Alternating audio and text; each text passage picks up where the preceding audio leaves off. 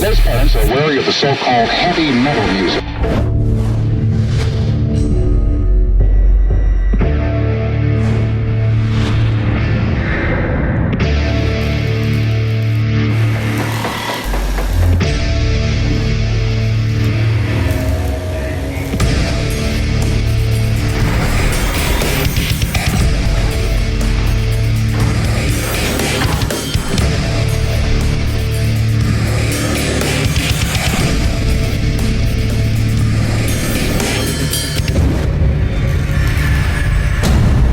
Salut à tous, METALXS, c'est l'essentiel de l'actualité métal et dérivé en quelques minutes, le tout en images, en musique et en interview. METALXS est une exclusivité Refix by Crédit Mutuel, la plateforme de toutes les musiques, tous les talents en partenariat avec Artforce.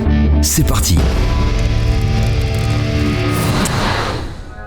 Il y a 8 ans, Frank Carter et ses Rattlesnakes poussaient pour la première fois les portes d'une salle de concert française. Indissociable depuis, de son compère guitariste Dean Richardson, Frank, cet enfant de la balle, originaire de la région nord-ouest londonienne, a grandi dans l'héritage punk rock britannique et croisé l'univers du hardcore et celui du tatouage, des textes percutants et une appétence prononcée pour des performances live qui demandent un engagement physique impressionnant. D'ailleurs, l'été dernier, Frank s'est illustré lors de l'édition historique du Hellfest. Nous l'avons rencontré avec Dean quelques heures avant leur dernière prestation française de 2022 dans les coulisses de la Cigale.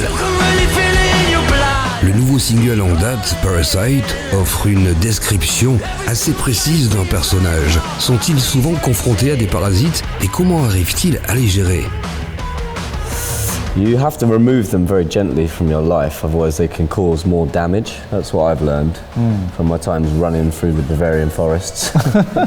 Yeah, that's a true story. Like I got some ticks while I was running through a fucking forest once, which was horrible. But like, look, it depends on if you can even identify them. You know, sometimes people can be in your life for a long, long time, leeching off you, and you don't even realize it's happening. So the first step to correct removal of a parasite is to identify. And then, once you've identified, there's usually a few good options of removal, isn't there? I find killing them with fire is the best.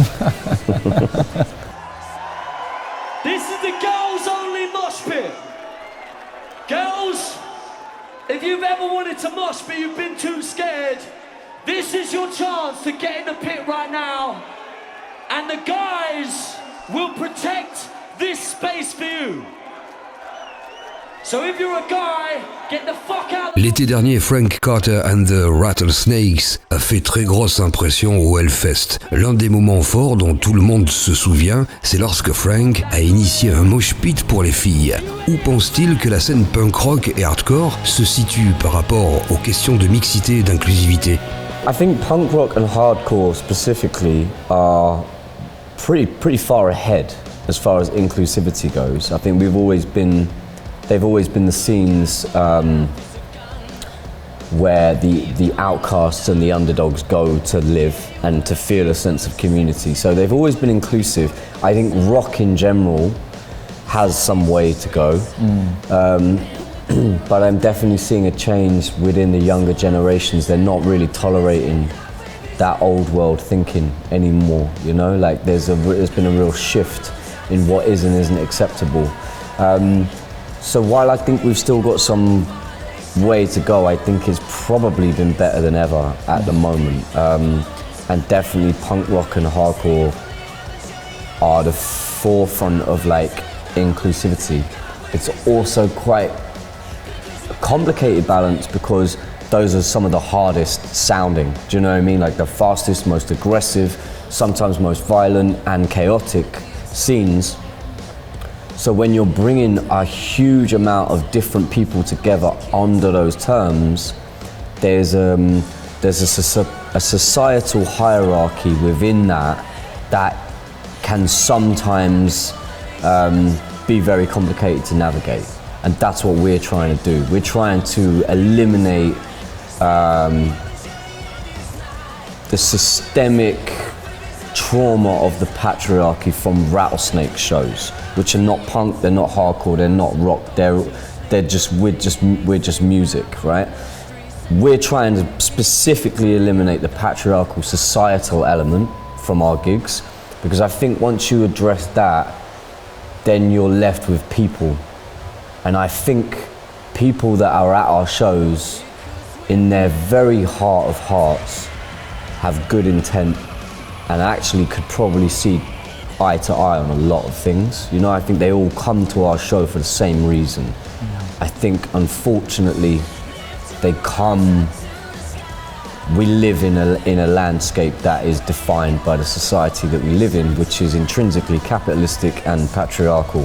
So we're trying to eliminate those elements to see what happens, to build a proper community around, that's based around just fucking sexy rock and roll, you know? Right? Yeah. Il y a quelques années, Frank avait repris live Killing in the Name, aux côtés de Prophets of Rage. Serait-il partant pour en faire d'autres? Et si oui, quelle est la première reprise qui leur vient à l'esprit? We had a little phase of it in the summer. We played Download Fest in the UK and did Ace of Spades from Motorhead.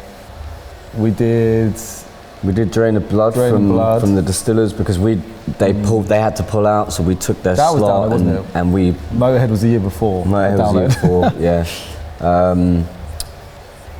I mean, a cover is this real like special moment where you get to essentially be as close to the people that got you there as you can, you know. And I think it's always interesting to see who picks what song to cover. I think if we were going to do it now, we'd probably take songs that have really inspired us and try and make them very different. Because that, I think, I love, for example, Johnny Cash covering Hurt by Nine Inch Nails. You know, that was a big moment. We've got Rick Rubin to thank for that. So with us, I don't know. I feel like we'd probably try and do some Fred again or something. You know what I mean? Like something's just completely out there. We're very drawn to new, whatever that would be for us. So. I don't wanna believe it when you say that we are done for. I can run or I can fight it, but it doesn't make it right. Why are you saying that we're no more? Étant aussi tatoueur, sur quelle chanson Frank aime-t-il tatouer? I actually like to listen to Kendrick. I like to listen to Pink Floyd. I like to listen to a lot of Deftones. It's very eclectic. Sometimes, I mean, there was one point of our shop where we just listened to Arlo Parks for like a month. It was just collapsed in sunbeams for a month. It's all very relaxing for a tattoo shop. Apart from Deftones. Deftones is just hectic, but yeah, it's an eclectic mix in the shop, but tattooing is painful and it's expensive and it's really like, it can be quite intense. So I find that the music is integral to having a better experience. So usually I try and ask my customers what they want to listen to. I've stopped doing that because they just say Rattlesnakes and I'm like, we ain't doing that. So, but no, we try and work it out. Like I asked them, what's your second favorite band? Usually.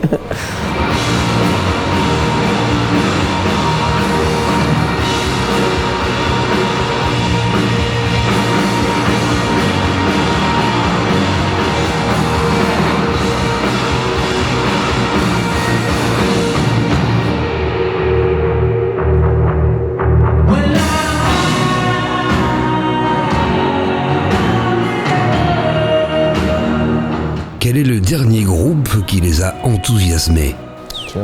I just went and saw Sudan Archives on this tour. I was blown away by everything she's doing. That's the newest artist that I've been like, I had no idea what you're doing and I love it. I just didn't, I'd heard the name, heard a couple of the songs, but seeing it live, I was just, like the way she's sort of molded, like merging genres is just mind blowing. Anyone new? Arlo Parks I listen to repeatedly. Joy Crooks has become like a bit of a staple. FKJ we listen to all the time. High Vis are like one of my favourite bands, and they've just gone from strength to strength at a rate that's pretty fucking prolific at this point. They seem to not be putting a foot wrong, and I just love that for them, and I love that for the rest of the world. Big Joni, a fucking amazing punk band from London. That's a pretty strong list. Yeah. Dean est designer graphique. En quoi cela influence-t-il la musique des Rattlesnakes et vice-versa? I think I probably would have, a few years ago, I probably would have said no and said that it's like additional, but I don't think I have a very good ability of separating them. So some of my favourite albums come from being drawn into the visual world, and then some of my favourite music, when it's presented in a way I don't like, I find really troubling. Like, I want it to all sync up and make sense, and so yeah, I think for me they're just all part of an art form rather than separate things. And we spend a lot of time. We often have the artwork for the album before we finished the whole album, but it helps us form some of the songs. It all feeds back into each other. Le groupe a sorti Halves, son jeu de cartes. Comment l'idée est née et prévoit-il d'autres projets extra-musicaux? The idea was, we just were chatting on a plane to Dublin to play with Sum 41. Yeah. Like long time ago. So it took a long time to get that out. But yeah, I think our interests are broad, anything creative. I like to think of the card game as just one of many obscure ventures that we'll dive into. They say like strings to your bow, do you know what I mean? But I feel like we have a crossbow and we just put different arrows in it, different bolts, you know? So like Halves is just another bolt in the crossbow. People find it really confusing and weird. I think the thing it didn't feel odd to get into. I think you sometimes remember people know us for the music we make, but we're doing all sorts of projects all the time. And like you said earlier, Dean's a graphic designer, I'm a tattooer, so there's lots more to us than that. Anytime our interests align, it's very easy for us to just get carried away. We just like run with it until suddenly we've got something that we can actually give to someone. And then it kind of depends on their reaction a lot of the time. Like, if we get any kind of positive affirmation, we're like, right, fuck it, let's do it. Get out. Le tout dernier single, Parasite, donne-t-il une indication de ce que devrait être le ton d'un nouvel album après Sticky, paru en 2021? No. There is an upcoming album. The track isn't fleshing it out at all. I think with Parasite and Drugs, we just have so much music, and we actually really wanted just to have some new stuff to play on this tour. Yeah. Obviously, Sticky's new for everyone, but for us, we've been sat on it for such a long time. I mean, maybe there was a sense that if we didn't release, because we'd started working on the new album, if we didn't release it, sometimes songs can disappear forever. And we felt like they needed to be out there in the world on their own little journey. Le précédent single, The Drugs, était une collaboration avec le chanteur britannique Jamity. Avec quel autre artiste rêverait-il de travailler? Why are you smiling? There's a list, there's a short list for this new album. And I think that I've gone a bit like rogue. Maybe they're like, true dream collaborations, and I don't know if it'll happen, I also don't know if it makes sense, but it's just that we spoke earlier about how when people ask us who you want, how do you work out who you're going to collaborate with? When you get to collaborate with someone, you get a first row seat to their process. And so that's what's always led me, is being able to be close to some of my favorite artists, the most interesting artists, and see how they work creatively. So I think with this one, it's like, I don't know if once I learned that, I was then like, okay, now I'm gonna go as close to the magic as I can. I'm also scared of ruining that for myself. Yeah. Do you know what I mean? It's there's a line to tread, so I'd love to put it out there, but I'm a firm believer in energy, and I don't want to jeopardize anything. Ask us this time next year. Yeah. There might be some in the bag. Trust you. Say you love a band till there's nothing to lose. They smash up all your mind and you steal your love. The trust say you won't ever say the trust. Don't say the trust, the trust say you. Don't say the trust, the trust say you. Voilà, METALXS, c'est terminé pour 2022. On se retrouve donc dans 15 jours pour un nouveau numéro avec toujours plus d'interviews, de surprises et de contenus inédits. Merci de nous avoir suivis et n'oubliez pas de prolonger l'expérience métal sur refix.fr. Salut!